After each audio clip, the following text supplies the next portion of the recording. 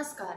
तर आजकाल ना आपली लाईफस्टाईल खूप जास्त बदलली आहे। म्हणजे आधी लोक खाली बसून मांडी घालून जेवायचे, तर नंतर आपण आता डायनिंग टेबल आलं आहे।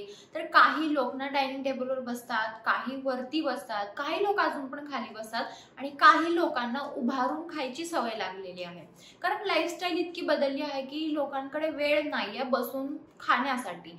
जर तुम्ही देखील उभारून जर काही खात असाल, जेवत असाल, तर त्याचे काय काय साइड इफेक्ट्स आहेत ते मी तुम्हाला ह्या व्हिडिओमध्ये सांगणार आहे। त्यामुळे तुम्हाला जर सवय असेल उभारून खायची, जेवायची, काही करायची, तर हा व्हिडिओ शेवटपर्यंत नक्की बघा। जेव्हा आपण उभारून काही खातो तेव्हा आपली भूक भागत नाही आणि आपण प्रमाणाबाहेर खातो, ज्यादा कॅलरीज घेतो आणि मग वजन पण आपलं वाढू शकतो।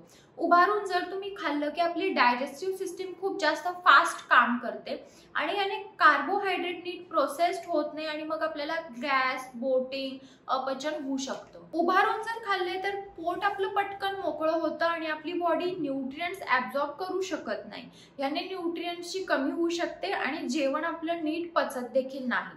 उभारून खाताना अजून एक आपण चूक करतो की आपण जास्त जेवण चावत नाही, आपण पटपट त्याला गिळतो। तर याने देखील आपल्याला इनडायजेशन, अपचनचा त्रास होतो आणि ही गोष्ट आपल्या पोटासाठी चांगली नाहीये। त्यामुळे इथून पुढे जर तुम्ही कधीही उभारून खात असाल तर ह्याचे साइड इफेक्ट पहिला बघा। उभारून खाणं आपल्या शरीरासाठी अजिबात चांगलं नाहीये। त्यामुळे तुम्हाला जर ही सवय असेल तर ती आजच्या आज बंद करा। एकतर तुम्ही टेबलवर बसू शकता, खाली बसू शकता, कुठेही तुम्हाला बसूनच जेवायचं आहे। उभारून तुम्हाला कधीही काही खायचं नाहीये। तर हा होता आजचा माझा व्हिडिओ की तुम्ही उभारून जर खाल्लं तर तुम्हाला कोणते कोणते साइड इफेक्ट्स होणार आहेत तुमच्या बॉडीवर याच्याबद्दल। जर व्हिडिओ आवडला असेल तर व्हिडिओला लाईक करा, शेअर करा आणि चॅनलला सबस्क्राईब करायला विसरू नका। चला तर मग आपण लवकरच भेटूया एका नवीन व्हिडिओमध्ये। तोपर्यंत काळजी घ्या।